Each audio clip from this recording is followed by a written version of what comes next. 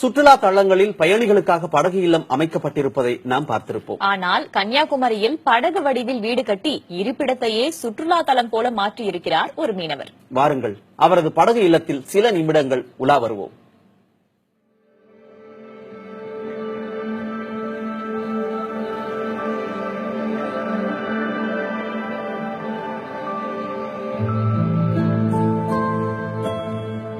கன்னியாகுமரி மாவட்டம் தூத்தூர் பகுதியில் சுற்றுலா தலம் போல் காட்சியளிக்கும் இந்த படகு இல்லம் மீனவர் அந்தோணிராஜின் குடியிருப்பு.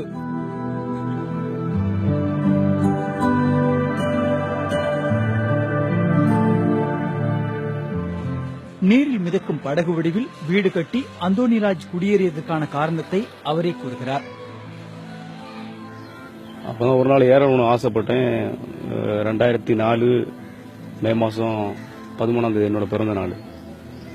அன்னைக்கு ஏறணும் போய் கேட்டா அவரு ரொம்ப இன்சல்ட் பண்ண அவர் பேசினாங்க.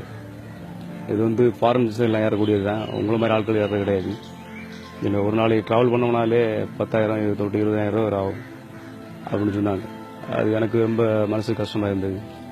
அவர் இன்சல்ட் பண்ணால தான் அவர் வைராக்கியமா ஏற்றுக்கொண்டு இந்த படகு வீடை கட்டதுக்கு உள்ள ஒரு முக்கிய காரணமாக இருந்தது.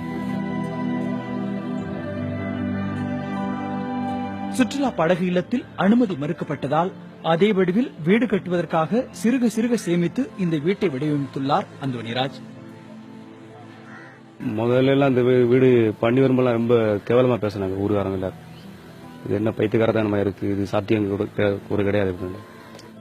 கிட்டத்தட்ட 10 மாசம் வேலை நடந்தது. டோட்டலா 27 லட்சம் ரூபாய் எக்ஸ்பென்ஸ் ஆயிடுச்சு.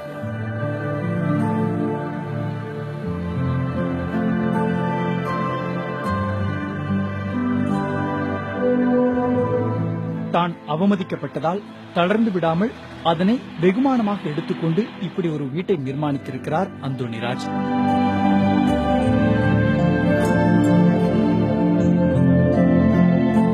புதிய தலைமுறைக்காக செய்தியாளர் மனு.